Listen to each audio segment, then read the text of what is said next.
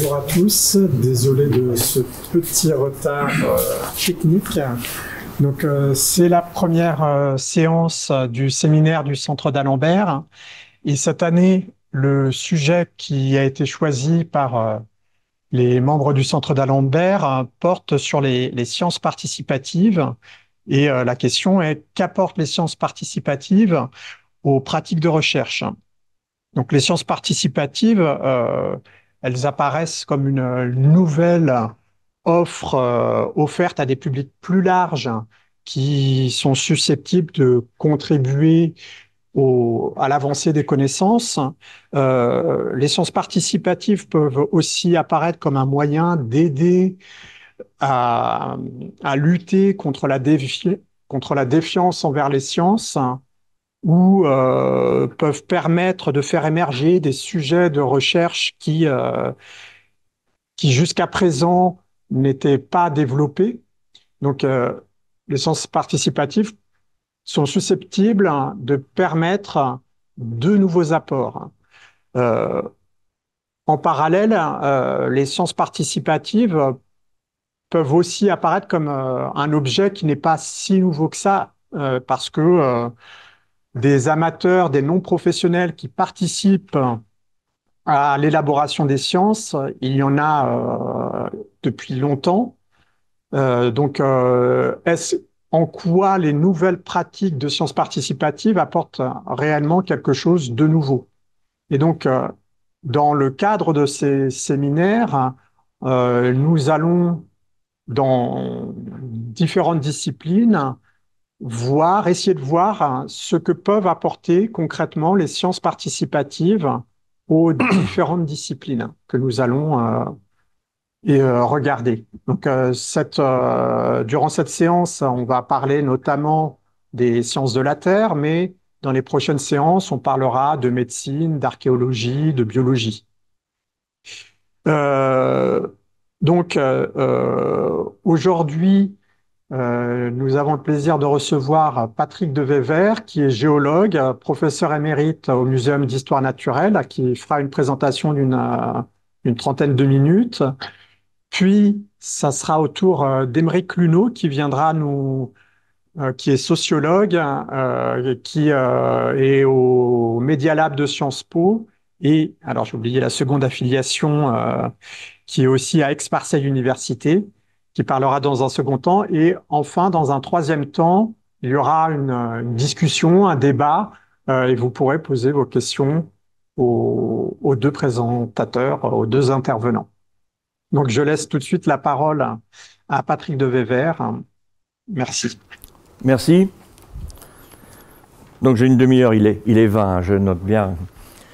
Oui, effectivement, comme ça vient d'être dit, les sciences participatives, ce n'est pas une invention récente. Ce que moi, je vais essayer surtout de montrer, c'est la nouvelle approche des sciences participatives, parce que je suis du Muséum national d'histoire naturelle, et les sciences participatives sont pratiquées, j'ose presque dire, depuis toujours, et c'est ce qu'on appelait pendant très longtemps, il y avait un statut d'ailleurs, de ce qui s'appelait les correspondants du muséum. Et des correspondants du muséum, ça pouvait être un vigneron, par exemple, j'ai un exemple précis en tête, qui ramassait des galets dans ses vignes, qui attaquait les cailloux dans une baraque au fond de son jardin parce qu'il utilisait des acides et c'était utilisé après pour la science. Donc aujourd'hui, les sciences participatives dans le domaine des sciences de la Terre, ce que j'appellerais généralement plutôt facilement la géologie. Alors une difficulté des sciences de la Terre en général, c'est qu'elles concernent un temps et un espace qui sont immenses. Mais souvent, on confond immense et infini, ce qui n'est pas du tout la même chose. La Terre est finie, ça est apparu surtout dans les années 72, mais on s'en aperçoit surtout récemment. Et quand on regarde la Terre, par exemple, on peut voir des couches comme on en voit ici. Et vous voyez, cette succession de couches, c'est un peu comme un vieux livre qui est soumis au temps. Alors ici, c'est à la mer. Et toutes ces couches racontent une partie de l'histoire. Comme dans un livre, chaque page raconte son histoire. Mais ça veut dire que quand une page est détruite, eh bien, l'histoire est détruite parce que pour les sciences de la Terre, ça ne se renouvelle pas. Même des espèces en danger peuvent se renouveler quand elles vivent aujourd'hui. Les espèces qui sont dans les cailloux ne se renouvellent pas. C'est-à-dire que quand on détruit un affleurement, lors de travaux avec un bulldozer, ben c'est l'équivalent de brûler un livre. L'information est détruite à jamais. Et c'est pourquoi il est nécessaire parfois de sauvegarder un peu ces données que l'on peut récupérer à droite à gauche. Et c'est dans ce cadre-là qu'avait été lancé le projet Vigiterre, hein, c'est-à-dire, vous voyez, on essaie de regarder des détails de la Terre pour mieux comprendre l'ensemble de la Terre. Alors c'est un projet de sciences participatives qu'on a appelé géopatrimoine, pour dire que le patrimoine géologique. Et alors, c'est une idée qui est née lors de l'année internationale de la planète Terre. C'est une année, on est en géologie, donc le temps est immense, mais c'est une année qui a duré 3 ans. Ça, c'est le clin d'œil. Et donc, l'idée m'a été donnée en fait par une collègue qui, quand on se rencontrait pour l'année de la Terre, m'a dit, du côté d'Orléans, il y a un endroit, ils font des travaux, et on voit des couches avec des structures que je ne connaissais pas. Est-ce que tu sais que si ça va être répertorié tout ça? Et puis j'ai dit non, il n'y a pas moyen, je ne sais pas bien où c'est, comment y aller, etc. Et là, on commençait à se dire, il faut peut-être lancer quelque chose. Donc l'idée a été lancée en 2008. Il a fallu d'abord se renseigner, savoir comment on pouvait faire, quelles étaient les modalités. Ce n'est pas 2 individus ou un qui peuvent faire les choses. Donc j'ai d'abord contacté un peu les musées, des collègues de diverses universités, de collègues d'associations déjà, et puis voir s'ils étaient prêts à partir dans cette aventure. Et quand on s'est aperçu qu'ils étaient prêts à lancer, donc ça a été annoncé officiellement par le muséum en 2014, mais annoncé au muséum, lancé officiellement en 2018, et en fait c'est opérationnel seulement en 2020. Vous voyez, une gestation qui a pris des années, parce qu'il a d'abord fallu s'assurer que mettre en place un réseau qui serait effectif. Alors l'objectif, c'était de mettre à disposition des amateurs ou de monsieur tout le monde, des professionnels ou des amateurs, un outil qui soit approprié. Ce n'est pas réservé aux seuls professionnels. Et ben, pour cela, ben, il fallait avoir cet outil pour connaître ce qui existe et donc enrichir l'inventaire national du patrimoine géologique que nous menions déjà depuis 2007, ça a été lancé officiellement en 2007, comme il y a un inventaire des parcs, des espèces, etc. Il y a un inventaire du patrimoine géologique. Donc d'abord connaître, pour ensuite éventuellement sauvegarder, et aussi faire participer les amateurs, et aussi faire une animation des territoires. L'animation des territoires, mais ça peut concerner les scolaires, ça peut être utilisé en classe, etc. Donc c'est tout un ensemble qu'il fallait mettre un outil qui soit homogène pour tout le monde, qu'on soit spécialiste ou pas. Donc la démarche utilisée, c'est ça part du public, tout le monde, monsieur tout le monde, qui intervient, monsieur, madame tout le monde, qui intervient, qui peut entrer les données dans Vigiterre, et à partir de là, ces informations vont vers des partenaires ciblés qui vont valider les informations, corriger, éventuellement retenir ou pas, compléter les informations, les valider, et puis animer au niveau des réseaux locaux, parce que parfois il est nécessaire d'aller sur le terrain à plusieurs pour enrichir, avoir un peu davantage d'informations. Et quand on est à ce niveau-là, on n'a pas fini parce qu'il faut au contraire faire un retour de l'information auprès du public. Donc on s'était associé avec la Société géologique de France qui a une lettre hebdomadaire et donc ces informations paraissent dans la lettre hebdomadaire et ainsi ça peut repartir au public. Vous voyez la démarche, c'est vraiment quelque chose de tout à fait circulaire. Alors la démarche, il fallait que ce soit une démarche guidée, quelque chose d'assez simple. Donc on a été un peu long à lancer ces affaires, mais on a dit qu'on voulait donc faire un programme de sciences participatives sur la diversité géologique, et pour cela, on a fait des guides de terrain et des guides pour le tout public. Donc on avait fourni un certain nombre d'informations, on a fait un site internet avec l'accueil, rassurez-vous, je ne vais pas évoquer tous ces points, mais on rappelle simplement là-dedans ce que représente le projet. Dans la nature, il y a des choses qui valent le coup d'être observées et peut-être au moins, sinon conservées, du moins participer, signaler pour que l'information ne soit pas perdue. Alors, dans l'accueil, on présente Vigiterre en disant qu'est-ce que c'est que Vigiterre? Qu'est-ce que la géodiversité? On sait ce qu'est la biodiversité. La géodiversité, c'est moins connu, mais en fait, c'est exactement la même logique. Simplement, ça concerne ce que j'appellerais généralement, ça concerne les cailloux, des sédiments, des fossiles, et des minéraux, etc. Et de cet ensemble, alors on dit comment faire? Parce que quand un non-spécialiste arrive sur un terrain, il se dit « je dois faire quoi ?» Donc, on signale simplement que voilà, il faut d'abord identifier le site géologique, regarder si c'est quelque chose de nouveau, s'il y a des travaux, par exemple, qui sont menés. Ça met en évidence sur certains affleurements. Là, je l'avais vécu une fois, j'étais passé dans le Massif central et je me souviens bien, je devais prendre de l'essence et derrière le garage, il y avait une magnifique faille qu'on voyait parce qu'il y avait des travaux. Je n'avais pas l'appareil photo, j'ai dit je repasse ici dans 2-3 jours. Je suis repassé 2-3 jours après, les travaux avaient avancé et la faille, la structure tectonique que l'on voyait, mais elle était bétonnée, on ne voyait plus rien, l'information était perdue. Donc il importe de dire si c'est nouveau, si c'est quelque chose qui existe mais qui est peut-être en danger, soit parce que c'est en bordure de mer et que la mer peut le détruire, soit parce qu'il y a des travaux qui sont en cours, etc. Et de signaler aussi si c'est quelque chose de banal ou de quelque chose d'assez remarquable. Donc vous voyez, on propose une démarche à Monsieur Tout-le-Monde. D'abord, on explore. Ensuite, on observe selon un certain critère. Et puis, on signale l'information. Donc, tout cela selon un protocole assez détaillé. Mais on dit qu'il faut donner les outils, mais on utilise des mots. Et il est utile aussi de dire ce que signifient ces mots. Alors, par exemple, on a fait un ensemble de tutoriels. On dit, par exemple, quelques mots simples. Qu'est-ce que l'hydrogéologie ? Mais on représente par un schéma ce que peut être l'hydrogéologie. On illustre, parce que généralement, ça éclaire beaucoup plus facilement que des mots quand on n'est pas spécialiste. Qu'est-ce que l'hydrothermalisme, etc. Donc on a fait tout un ensemble de fiches comme ça pour situer un peu, pour informer celui qui veut participer. Et puis ensuite, sur le terrain, quand on est professionnel, on sait ce qu'il faut faire. Il faut faire des photos, repérer le GPS, prendre des notes, etc. Et des choses qui sont évidentes quand on est professionnel, qui ne sont pas du tout quand on n'est pas professionnel. Donc on a fait un ensemble d'informations en disant « Que faites-vous sur le terrain ?» Vous venez avec un carnet, de quoi prendre des notes. Vous prenez un appareil photo, et éventuellement vous prenez un mètre, ou même simplement vous prenez un objet qui sert des talons. Nous, on utilise généralement notre marteau, parce qu'on sait qu'un marteau de géologue fait 30 cm, donc ça donne l'échelle, parce que parfois avec une photo, on ne sait pas si on a 1 cm ou si on a 10 mètres. Bref, tout un ensemble d'informations.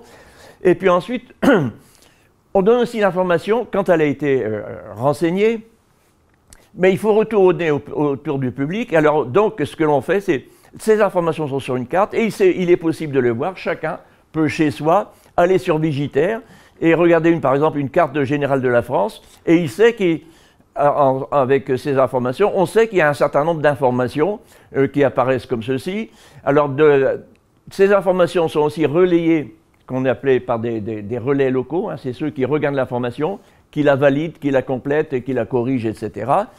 Et puis ensuite, l'information, on la donne on signale dans quelles circonstances on peut découvrir de nouvelles informations, soit des sites nouveaux, des glissements de terrain, des éboulements, des sites nouveaux mis à jour par des travaux, je vous ai parlé des travaux avec la faille qui existait derrière un garage, ou bien des sites qui ont été oubliés, ou qui sont nouveaux, ou qui sont tout simplement découverts par des amateurs.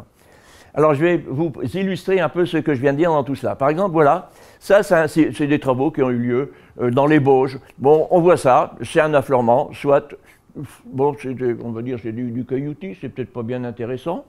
Donc on passe. Ça c'est une carrière ici près de Marcoussis, où c'est une carrière de sable. Et de cette carrière de sable, on voyait ce machin qui sort.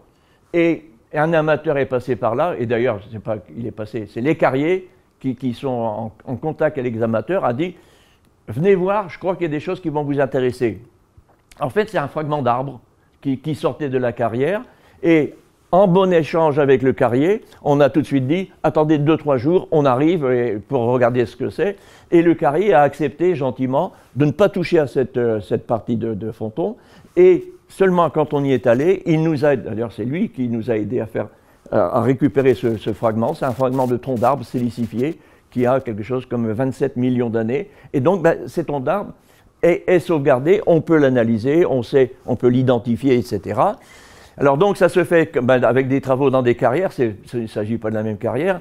Et pour faire connaître ça, parce que c'est bien de lancer un programme, mais il faut aussi le faire connaître. Et pour le faire connaître, c'est pour cette raison qu'on a lancé un ensemble de petites cartes qu'on distribue, hein, j'en ai donné quelques-unes, c'est pour dire, il y a les références dessus. Si vous voulez voir de quoi il s'agit, vous avez dessus les références qui peuvent être utiles.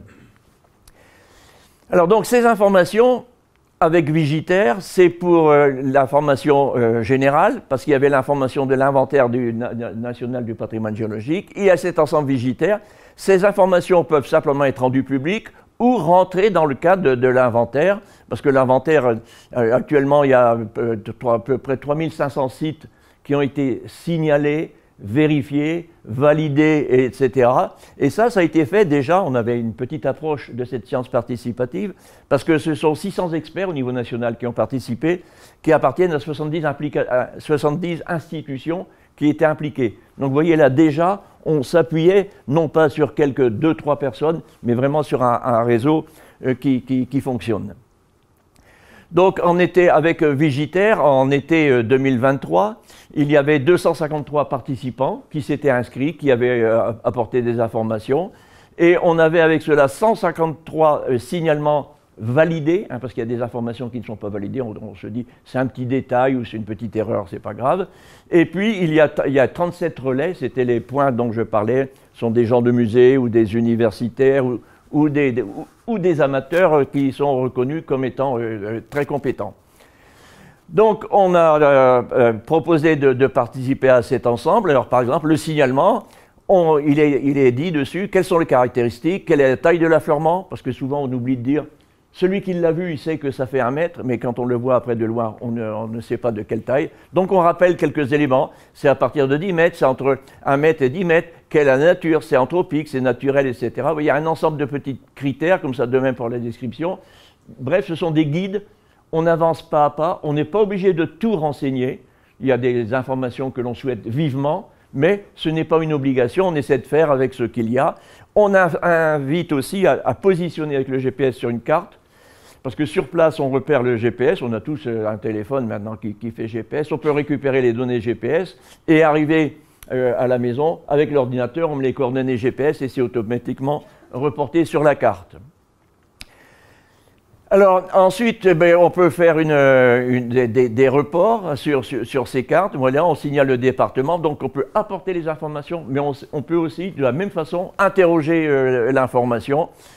On peut avoir toutes des informations en PDF avec des guides hein, que l'on peut télécharger. Et ceci nous permet d'accéder à une information plus globale. Voilà, j'avais présenté cela un peu généralement tout à l'heure. Vous voyez ici, ce sont des sites. On avait des grosses zones qui étaient soit en rouge, soit en jaune. Et dans cette zone-là, ça veut dire que dans cette partie du nord-ouest de la France, il y a 37 sites signalés. Dans l'Est, il y en a une quinzaine, en Bretagne, il y en a 8, etc. Et si on veut plus d'informations, on grossit la carte et ça nous donne l'information. Ça nous dit, voilà, il y a 3 sites du côté de Cherbourg, il y en a 2 du côté de la baie du Mont-Saint-Michel, etc. Et plus on grossit, plus on a l'information, jusqu'à l'information parfaitement du terrain, jusqu'à l'échelle que l'on souhaite. Donc il faut faire connaître avec, on a dit, ces petites cartes, mais aussi faire connaître d'une façon ou d'une autre avec des articles de revue, mais des articles, des choses tout à fait différentes. Par exemple, avec un site YouTube, hein, c'est cette jeune dame qui fait scène de comptoir, qui fait des petites vidéos YouTube qui attirent l'attention sur l'existence de Vigitaire. Elle donne plusieurs exemples. C'est fait de façon un peu olé olé, mais c'est fait justement exprès pour que, ouais, c'est cette personne qui fait ça. C'est justement, ça attire, elle a son public. Je ne sais pas tout à fait forcément le style universitaire, mais ça fait rien. Ça marche auprès du public, et bien c'est ça que l'on retient. Alors maintenant, pour illustrer ce que j'ai dit, je présente quelques exemples de ce que nous avons.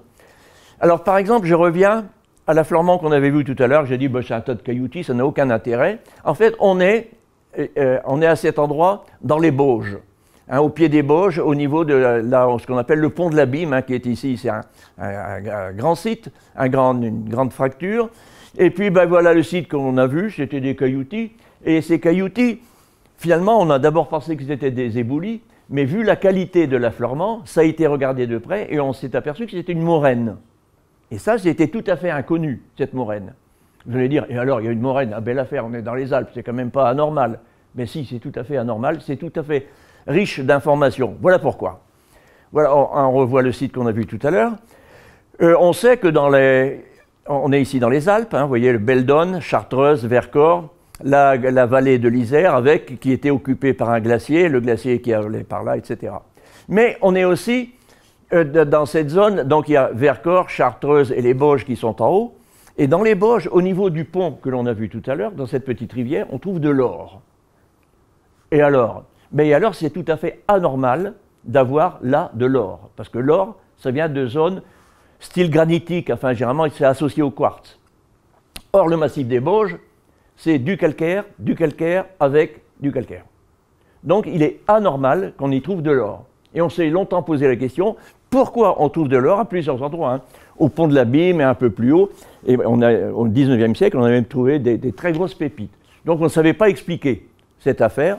Et bien cette affaire, maintenant, grâce à cette découverte de moraine, s'est expliquée. Parce que la raison, la voilà, c'était que les glaciers qu'on pensait occuper les vallées n'occupent pas que les vallées. Voilà la taille qu'occupaient ces glaciers. Vous voyez, avec les épaisseurs qui sont données, hein, vous voyez, ça peut faire 2000 mètres, 3000 mètres d'épaisseur. C'est-à-dire que les glaciers qui descendaient des Alpes, voilà, voici les massifs des Bauges que j'ai entourés en rouge, mais les glaciers passaient au-dessus des Bauges. Pas de l'ensemble du massif des Bauges, mais passaient par les cols des Bauges, hein, qui sont des cols qui sont aujourd'hui à 2000-2300 mètres. Les glaciers passaient là au-dessus. Et alors, qu'est-ce que ça a à voir avec l'or? Eh bien, les glaciers, avec eux, dedans, il y a des cailloux. Il y a des blocs, parfois énormes. Et ces blocs qui viennent du Mont Blanc, ben, ces blocs étaient passés avec les glaciers et ont été déposés dans le massif des Bauges quand les glaciers ont fondu et se sont altérés et ont livré leur or. Donc, vous voyez, il était anormal de trouver de l'or avec simplement du calcaire. Mais voilà, il n'y avait pas que du calcaire, il y a des blocs du Mont Blanc qui avaient été apportés par les glaciers. Voilà une information, un petit détail qui en fait permet de résoudre une question qu'on ne savait pas faire autrement. Alors un autre exemple, beaucoup plus banal, c'est les travaux du TGV Ouest. Pour construire le TGV, ben, on a fait des travaux. Et donc on coupe des collines. Et puis sur ces collines, ben, les géologues, les professionnels et amateurs repèrent. Et avec ça, ben, ça a été suivi. Donc on essaie, généralement on essaie de s'associer avec l'entreprise. Et puis généralement ça marche. Mais quand ça ne marche pas, ben, les géologues, je vais dire, se débrouillent autrement le week-end. C'est pas bien, c'est surtout pas bien. Mais il y a des curieux qui vont là où il ne faut pas. Et là-dedans, ben, sur ces travaux, ben, ce que l'on a trouvé, en fait, ben, on a trouvé des feuilles, et des feuilles d'arbres du Cénomania, donc à peu près 100 millions d'années, et on a trouvé ainsi des feuilles qui étaient encore souples. Vous imaginez? Moi déjà, là, j'ai un gros 70, je suis moins souple qu'avant. Dans 100 millions d'années, je ne suis pas sûr que je serai encore tout à fait souple. Ces feuilles qui ont 100 millions d'années, mais on peut les rouler. On a l'impression que ce sont des feuilles de l'année précédente que l'on retrouve dans la boue. Voilà l'un des apports de ces Vigitaires pour le TGV Ouest. Alors, ailleurs, c'était dans le Lot. Et le Lot, c'est un pays très riche en calcaire. C'est un calcaire qui est supposé s'être déposé dans une mer très calme. Et ben, c'est comme se forment la plupart des calcaires.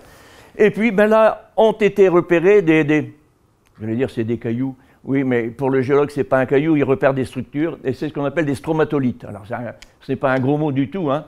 Stroma, ça veut dire qu'ils forment des couches. Lith, c'est lithos, la pierre. C'est-à-dire que ce sont des pierres qui forment des espèces de couches ou des coussins. Et ça, ce sont des formations faites par des bactéries. C'est-à-dire que là, c'était très peu profond, et puis on avait des couches, et ces stromatolites sont intéressants parce que ce sont parmi les tout premiers organismes apparus sur Terre.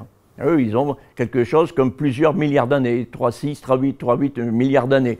Et puis, bon, on ne savait pas qu'il y en avait dans le Lot, parce qu'on pensait que c'était déposé dans une mer calme, pas forcément pas très profonde, mais pas non plus à fleur d'eau. Or, pour des stromatolites, il faut que ce soit à fleur d'eau. Donc là, ben, ça a été signalé, et c'est remonté aux spécialistes, et puis une mission a été montée avec avec des personnels compétents, notamment du muséum, hein, Pierre Sanjoffre, et ils ont fait une mission de terrain pour aller étudier les choses qui étaient ignorées. On ne savait pas qu'il y avait des stromatolites dans cette région du Lot. Alors on pourrait donner un autre exemple, hein, des travaux routiers qui ont été effectués ici en 2019, encore une fois, travaux routiers. Ça s'est effectué ici, et là, on a trouvé une terrasse que l'on ignorait. Elle n'était pas reportée sur les cartes parce qu'on ne savait pas qu'à cet endroit-là, il y avait des terrasses alluviales qui existaient. Un autre exemple, et le dernier, un peu plus proche de chez nous, dans le Vexin, il y a des structures qui ont été observées sur le terrain et signalées par des étudiants qui se promenaient par là en disant à leur prof « on a vu une faille à tel endroit », il a dit « c'est pas possible parce que là c'est calme, il n'y a pas de sismicité dans le coin ». Et ils se sont aperçus en fait que ce n'était pas une faille d'origine tectonique, donc liée à des pressions, mais au contraire liée à un glissement de terrain. Et à partir de là, ils se sont dit, mais s'il y a un glissement de terrain là, s'il y a une faille à cet endroit, il doit sans doute y en avoir d'autres. Et ça vaut le coup de l'étudier parce que ça permet d'essayer d'anticiper les mouvements de terrain qui peuvent intervenir lors de grandes périodes de pluie, etc.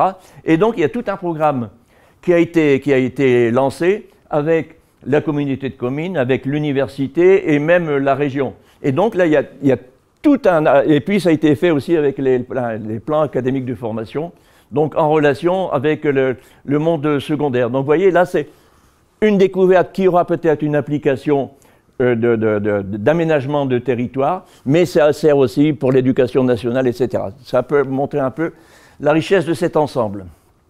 Donc, pour résumer, Vigiter, c'est un outil de formation, hein, par exemple avec les PAF, les plans académiques de formation. Ça permet de protéger le patrimoine, ça permet de donner une animation du patrimoine, parce qu'on peut faire des sorties au moment des journées du patrimoine, etc. Régulièrement, je vais sur le terrain avec du public pour montrer ce genre de choses.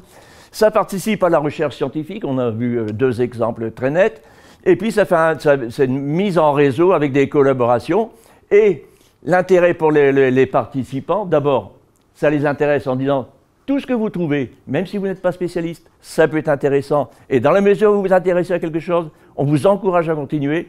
Moi, quand j'étais enseignant, je disais toujours aux étudiants, soyez curieux, vous serez heureux. Et parce que, c'est vrai, je me souviens quand j'étais gamin, on devait regarder des mots dans le dictionnaire, et puis tel mot, et un quart d'heure après, on était toujours en train de lire le dictionnaire tranquillement, et on n'avait toujours pas cherché le mot, parce que on était, par curiosité, on se promenait dans la campagne qui était les pages du dictionnaire. Donc, il y a un retour pour les participants et avec un échange avec des experts. Il y a une montée en compétences, donc une meilleure connaissance des terrains. Il y a des échanges et ça, ce n'est pas un détail qu'il y ait des échanges.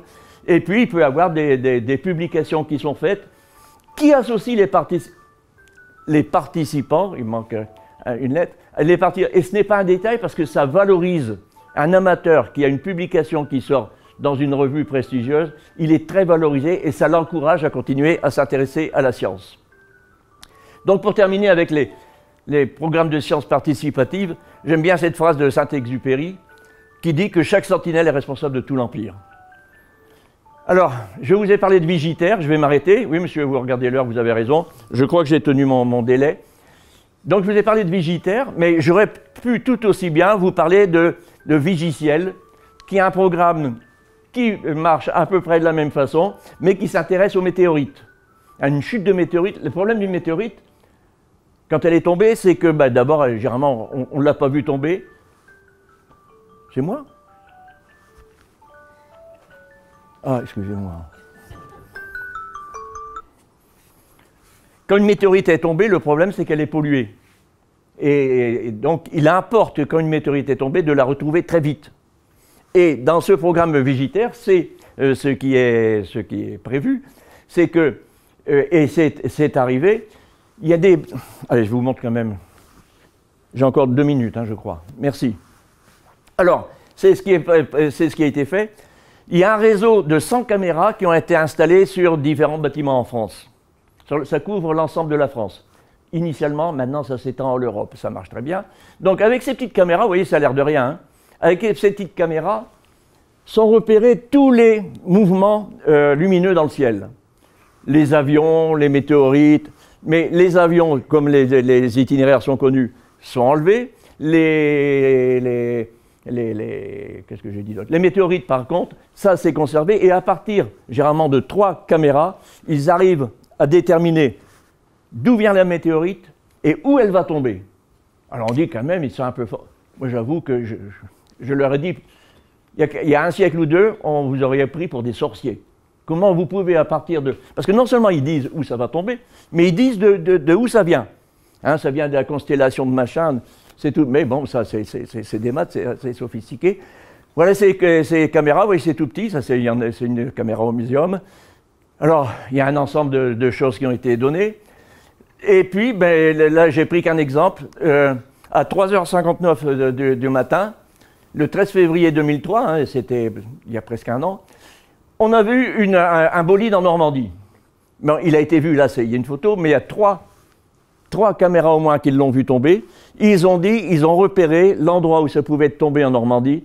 Ils ont déterminé l'ellipse. Oui, c'est une ellipse, c'est pas un cercle, parce que comme ça vient un peu en oblique, hein, si vous prenez un cône d'incertitude, ben, quand c'est projeté au sol, ça devient une ellipse. Bref, ils ont déterminé l'ellipse, ils ont monté un petit groupe qui était prévu d'avance, et ils sont allés, et c'est cette jeune personne, une étudiante en art, que ça l'amusait, eh bien c'est elle qui a trouvé cette météorite, qui est donc rejoint le muséum, etc., etc. Merci.